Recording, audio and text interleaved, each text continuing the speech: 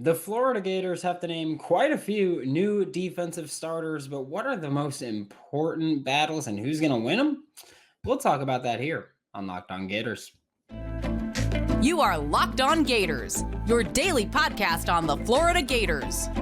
Part of the Locked On Podcast Network, your team every day.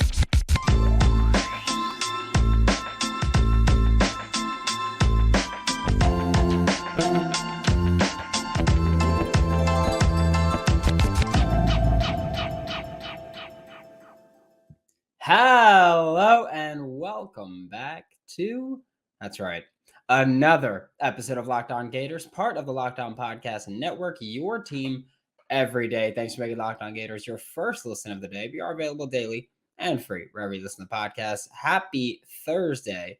I'm Brandon Olsen. Find me on Twitter at WNS_Brandon. Find on my written work at Whole Nine Sports, Giants Country, NFL 33. Now, the Florida Gators have to name quite a few new defensive starters and offensive starters, but today we're talking about the defense. And I'm starting off with, this is in no particular order, but I'm starting off with cornerback 2, because I feel like for Florida, 1, you're going to see more corners than anything else, than any other position this year.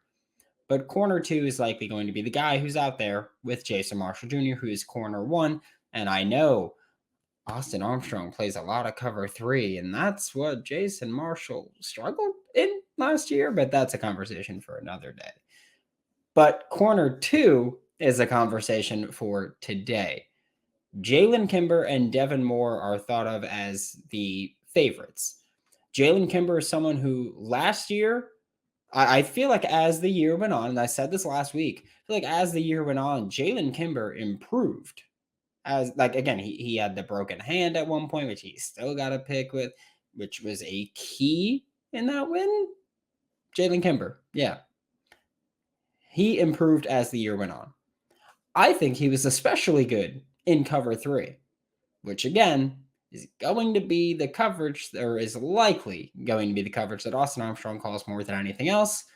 If we just take what Austin Armstrong has done as a defensive coordinator, defensive play caller before, then that's going to be what we see a lot of defensively, is cover 3, and Jalen Kimber excelled there. Devin Moore is the likely other starting option, or the most likely other starting option. And Devin Moore is an interesting one because he did get injured. He was not cleared for contact for the entirety of spring ball. Fall camp, he is cleared for contact. He's a full go. So he really gets to compete here. But he was also a true freshman last year. So he's a true freshman who didn't even play a full season. And again, got hurt. But he did show some flashes. There were also some miscommunications that I don't want to say were his fault, but there were miscommunications involving him. And I don't want to say they were his fault because last year Trey Dean was the primary communicator in the secondary, and there were many miscommunications involving him. So I don't want to put anybody's fault on. I don't want to put any fault on Devin Moore here, again, because he's the true freshman that was getting communicated to with a redshirt senior, and that one you have to put in the redshirt senior, right? However, Devin Moore did have his moments where he played very well and some moments where he didn't play great. There was the Kentucky play, Will Levis deep shot the post, Jalen Kimber lost the battle. Devin Moore was supposed to have rotated over to the top, and he did not. Like that's one thing where I don't know if that was properly communicated to him through Trey Dean, because that's also the play where Trey Dean, who initially had that deep middle, came flying down to watch the over route, which again, he was told to do.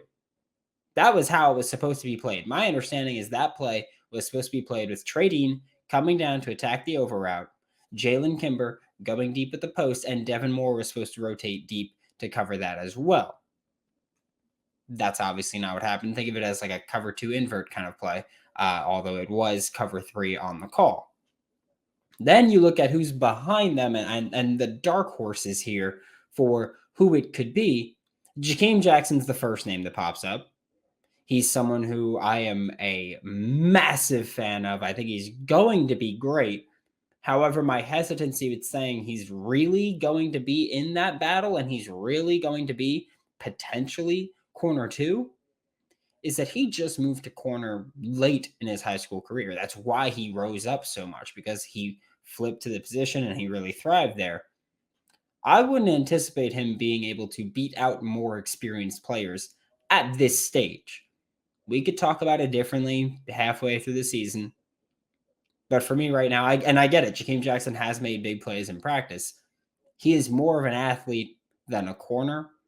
And I cannot see Corey Raymond and Austin Armstrong going, yeah, just put an athlete at corner 2 and we'll roll with it there. Jalen, Kimber, Devin Moore are fine athletes as well, but I'm saying they are more refined corners, which is why I think they're way ahead of anybody else in this corner 2 battle. And again, we saw them do it last year. Last year, the primary corners were Jason Marshall, Avery Helm to start the year. Jaden Hill got healthy, and Jaden Hill took over for Avery Helm. Jalen, Kimber, and Devin Moore were the top 5 corners in terms of playing time to start the year. And then, of course, when Jaden Hill got cleared, he was thrown into it as well. But those were the guys. They should have the leg up. They will have the leg up. They started last year for Corey Raymond's corner room for a reason, or as in they started like in the rotation for Corey Raymond's corner room for a reason. Another new addition is Dijon Johnson. But again, and I get it, 2 pick sixes first day of practice, awesome. But I do find it very difficult to believe that a true freshman that was a mid-year enrollee is going to be starting. That's my issue with that one. Same reason yesterday I said, hey, Eugene Wilson III, early in the year, I don't think he's going to be an impact player because he would have to then be actually ready to go off rip. And I don't think he's going to be. Deshaun Johnson, mid-year enrollee. These, 2 pick sixes in his first practice. That was his first practice as a Florida Gator. He didn't work in the spring in this team, and he didn't work in the spring with this team to learn this system. That's not something that happened for him.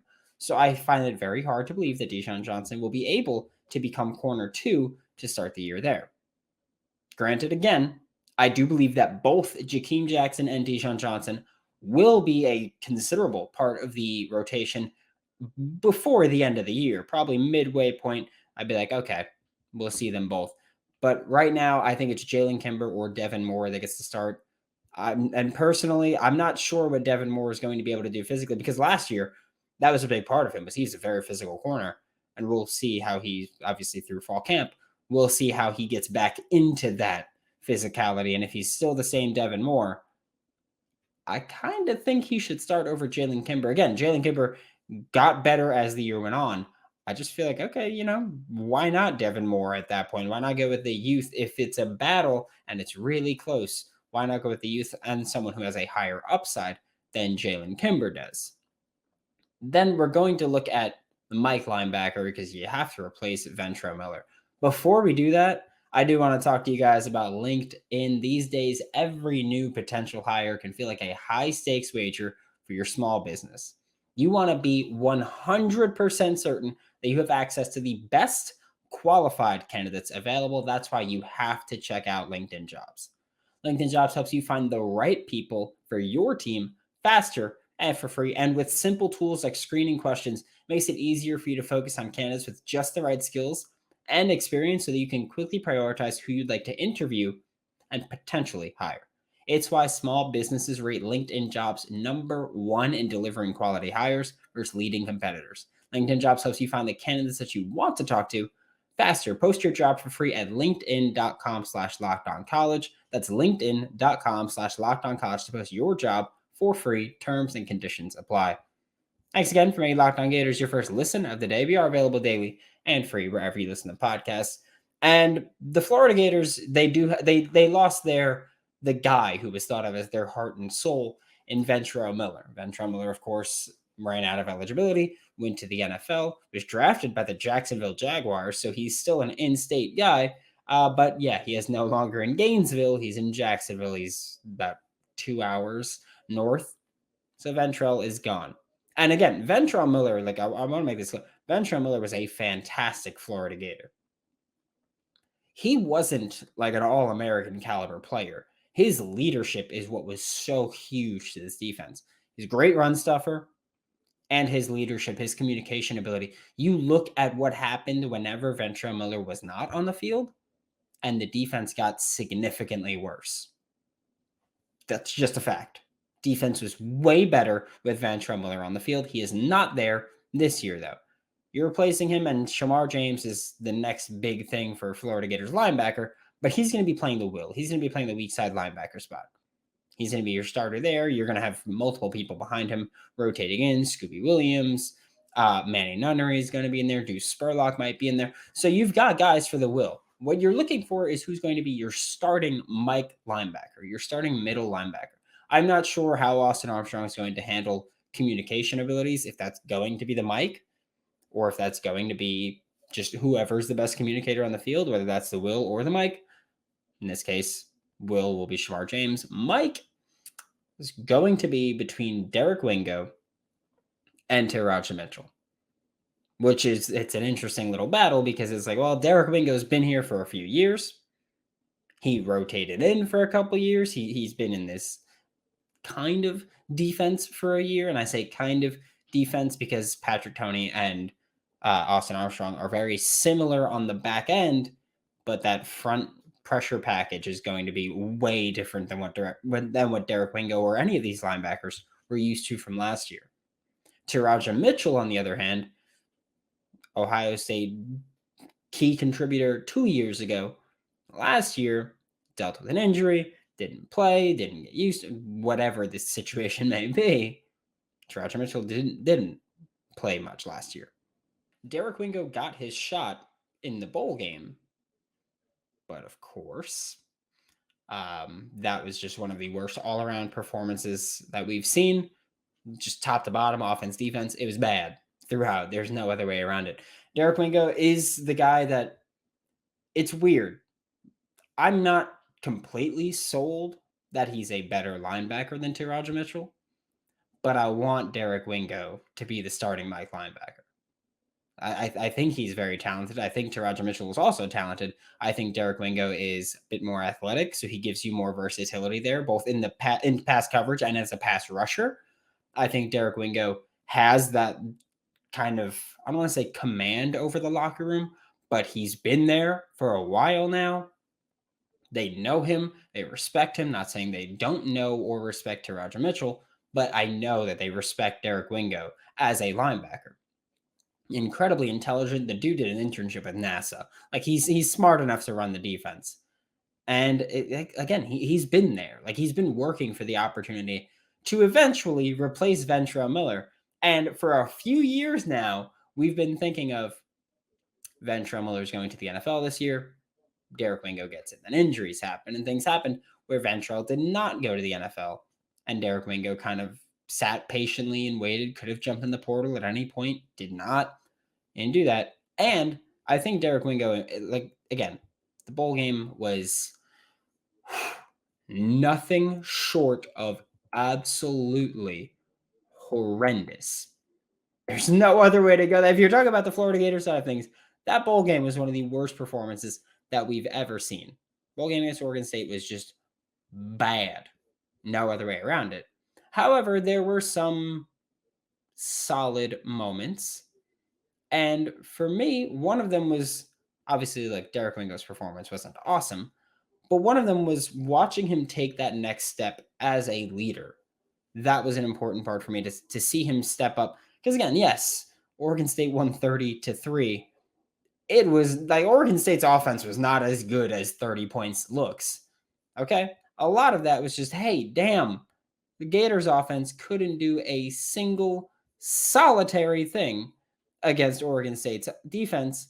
And it just led to Oregon State getting the ball in good position, getting the ball in good position, getting the ball in good position. And it was rough. Teradja Mitchell played for Ohio State, which is consistently in the playoff picture. And they're consistently a pretty good defensive team. Not great, not consistently great, but consistently pretty good. And Teradja Mitchell started for them. Personally, again, I think Derek Wingo should get it. Like, I want to see him get it. But Teradja Mitchell has that reputation as a downhill thumping style linebacker. And if you're looking for that Mike linebacker, that he's got to be able to do that. I think Derek Wingo can do that. I think Derek Wingo's a bit better in coverage. But Teradja Mitchell, we know, can come downhill and crack some skulls. And that's going to be his main job, really. Communicate, crack some skulls. That's it. You're going to have Shamar James working in coverage. You're going to have help from everybody on that back seven, even in the front four. You're going to have some help because there are going to still be creepers and those defensive linemen dropping back into coverage. You're still going to get all that.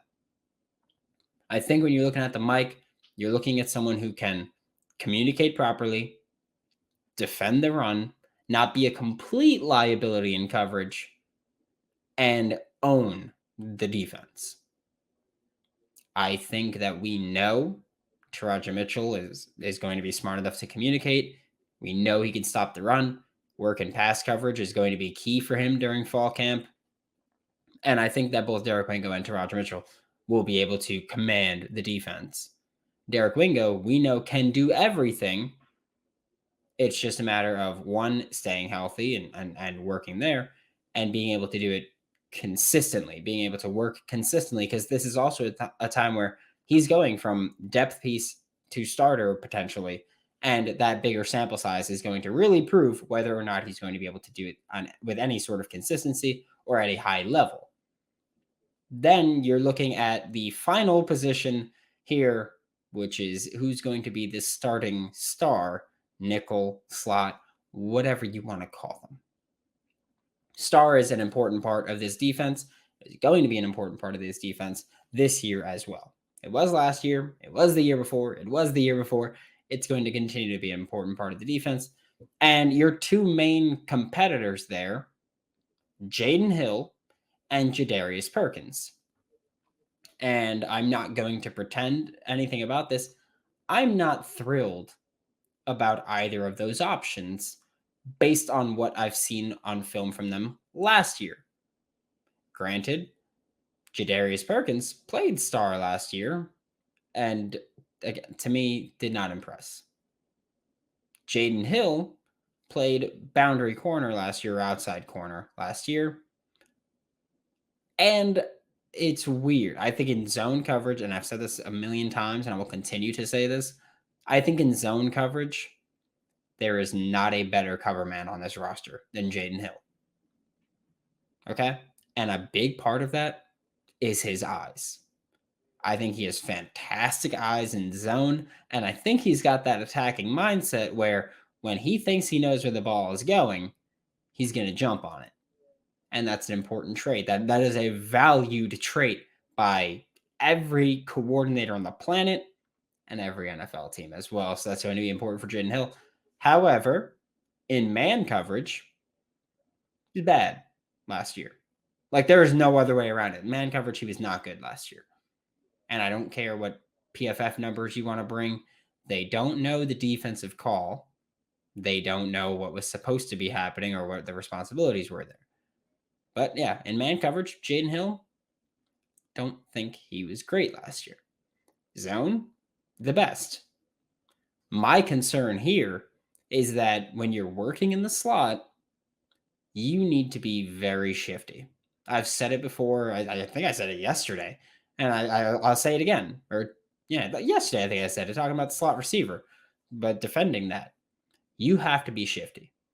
I've said it a billion times. I played semi-pro, I played corner, and I played safety. I could not play in the slot. I tried.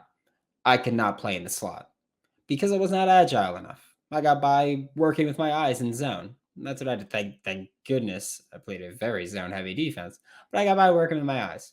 Jaden Hill does. Working in the slot is a completely different beast. And now Jaden Hill can be better again. I still believe that last year, the reason he wasn't good in man, and the reason I keep saying I don't think he was agile last year or had good change of direction last year, was that knee. I think the knee was not fully healthy and fully ready to go. This year's different, obviously. Okay, this year he could be fully healthy, and he could be able to work laterally, and he could be able to kill in the slot. But based on what we saw last year, wasn't great. Jadarius Perkins, does not have that same knee. I don't want to say excuse because I feel like excuse is the same knee reason that Jaden Hill worried me last year. And again, he could be even better as a slot than he was on the boundary in this defense where cover 3, he's going to be working to the flats a lot. Cover 4, he's going to be working to the sideline a lot. If he's not playing a ton of man, he's not going to have to be as shifty as he would have to be playing slot in the NFL.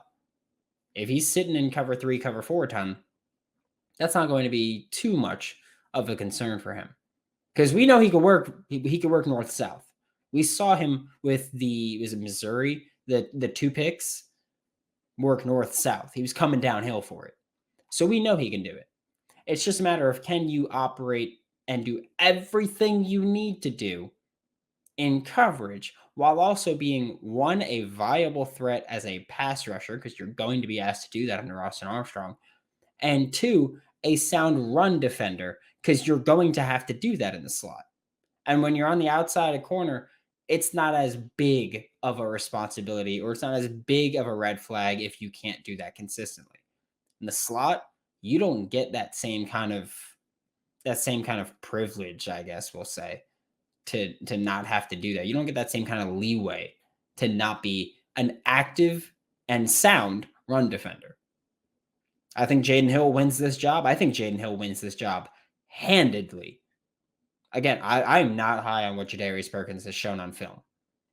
I'm not. I get it. Great pick against Georgia. He's made some great plays. He's not impressed consistently, and I don't want him being the starting star. I have nothing against. I don't know him personally. I know what he tweets about, and he seems nice from his tweets. But I'm talking football. I'm talking what I've seen on film, and I'm not super stoked about the idea of Jadarius Perkins being the starter at star this year for the Florida Gators. Behind Jaden and Jadarius, you'd have Sharif Denson and Aaron Gates are on roster 2. They're likely both going to be long-term slot corners. Not confident that they're ready to hang and bang in the SEC. I think Sharif Denson is more ready than Aaron Gates is. But again, being in that slot, there's a reason that a lot of times a safety comes down to slot, especially in college, because colleges, you're going to face these runs that they're going to come right at you. And you got to be able to hang and bang there. I'm not sure if Sharif Denson and Aaron Gates are physically ready to do that yet.